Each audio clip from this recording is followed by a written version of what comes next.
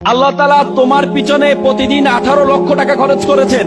বিজ্ঞান বলে একটা মানুষ 21 দিন না খেয়ে থাকতে পারে, 3 দিন পানি না খেয়ে থাকতে পারে, 3 মিনিট নিঃশ্বাস প্রশ্বাস না নিয়ে থাকতে পারে। আমরা প্রতি মিনিটে 7 থেকে 8 লিটার অক্সিজেন গ্রহণ করে থাকি।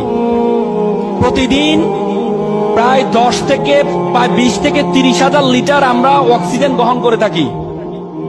আমাদের ফুসফুস 20 থেকে 30 লিটার যেই অক্সিজেন গ্রহণ করে থাকি, সেখান থেকে মাত্র 550 লিটার পিওর বাতাস গ্রহণ করে। বলা হয় থাকে যে বাতাস আমরা গ্রহণ করি, সে বাতাসকে যদি সিলিন্ডারাইজ করা হয় তাহলে এটার মূল্য হবে 18 লক্ষ টাকা। তার মানে আল্লাহ তাআলা তোমাকে প্রতিদিন তোমার পিছনে খরচ করছেন 18 লক্ষ টাকা। এরপর তুমি বলো আল্লাহ তাআলা তোমাকে অনর্থক সৃষ্টি করেছেন? আল্লাহ তাআলা কোরআনে বলেছেন, ওয়ামা খালাকনাস সামা ওয়াল আরদা, আমি আসমান এবং জমিনে যা কিছু সৃষ্টি করেছি, ওয়ামা বাইনাহুমা বাতিলান, কোনো কিছু আমি অনর্থক সৃষ্টি করিনি। আর তুমি বলো তোমাকে আল্লাহ তাআলা অনর্থক সৃষ্টি করেছেন? এজন্য তুমি সুইসাইডে অ্যাটেম্প নাও। আল্লাহ তাআলা তোমার পিছনে প্রতিদিন 18 লক্ষ টাকা খরচ করেছেন। এজন্য আল্লাহ তাআলা কোরআনে বলেছেন, ফাবিআইয়ি আলাই রাব্বিকুমা তুকাজ্জিবান, একমাত্র আয়াত যে আয়াত আল্লাহ তাআলা 31 বার ব্যবহার করেছেন কোরআনে। The what is the blessing? Do you deny? মনে রেখে দিও, আল্লাহ মশা পাঠিয়ে নমরুদকে সাইড করে দিয়েছে, আব্রাহা বাদশাকে ছোট ছোট আবাবিল পাখি দিয়ে সাইজ করে দিয়েছে। ইতিহাস শুনে রাখো, পৃথিবীর বড় শয়তান ফেরাউন মিশরে দাঁত খেলিয়ে এখনো পড়ে আছে, নীল নদে চুবিয়ে চুবিয়ে আল্লাহ মেরেছে।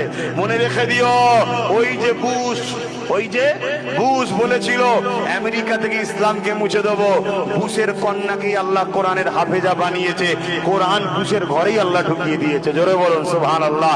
মনে রেখে দিও, চিঙ্গিস খান কম মারা মারেনে, 1 কোটির উপরে মুসলমানকে মেরেছে, 1 লক্ষর উপরে উলামাকে মেরেছে।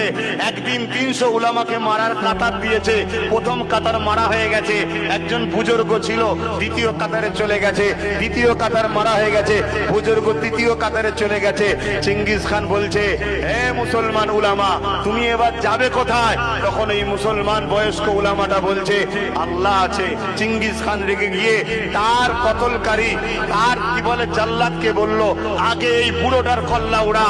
যখনই বলেছে কথা শেষ, ঘোড়া লাফাতে শুরু করেছে। সে লাফানো আলাদা লাফানো, লাফাচ্ছা ছুটছে, মারা তো দূরের কথা, সব রাজাকে বাঁচাবে বলে তার পিছনে সৈন্য সামন্ত ছুটছে, ঘোড়াকে রুখতে পারেনি।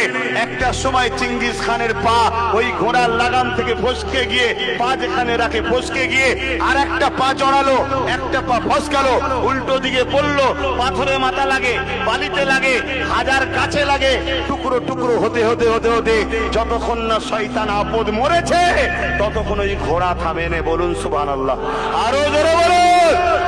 অতএব তুমি আজকে ভাববে আমি আকাশ পথে যাই, আমি প্রাইভেট গাড়িতে যাই, তুমি যেখানেই যাও মনে রাখবে, জুলুম যদি করো তোমাকে সৃষ্টিকর্তার টাইম হলেই ফট করে সাইজ করে দেবে। শুনছেন না শোনেননি?